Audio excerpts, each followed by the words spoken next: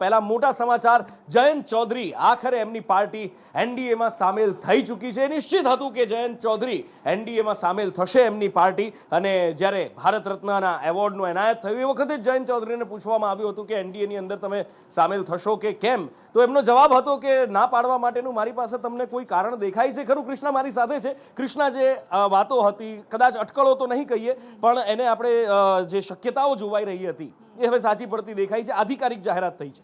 જી બિલકુલ નુપુર, આ તો નક્કી થઈ જ ગયું હતું જ્યારે ચૌધરી ચરણસિંહ, પૂર્વ પ્રધાનમંત્રી, અને જયંત ચૌધરીના દાદાને ભારત રત્ન આપવાની જાહેરાત કરવામાં આવી હતી. જ્યારે પ્રધાનમંત્રીએ ટ્વીટ કર્યું હતું અને એનો તરત જ જવાબ જયંત ચૌધરીએ આપ્યો હતો કે દિલ જીત લિયા. અને આ જ્યારે એમણે કોટ કર્યો હતો ત્યારે ઘણા બધા લોકો કહેતા હતા કે દિલ તો જીતી લિયા, દલ ભી જીત લિયા.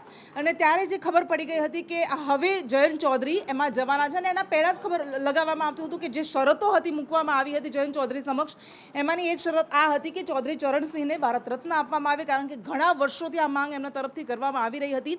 અને એ માંગ જેવી સ્વીકારા અને એવા જ એમના સૂર બદલાઈ ગયા હતા. જ્યારે પત્રકારોએ જયંત ચૌધરીને પૂછ્યું કે શું હવે તમે એનડીએમાં સામેલ થવાના છો, ત્યારે તેમણે એવો જવાબ આપ્યો હતો કે હવે હું કયા મોઢે ઇનકાર કરું, એટલે સ્વાભાવિક છે થવાનું હતું અને થઈ જશે.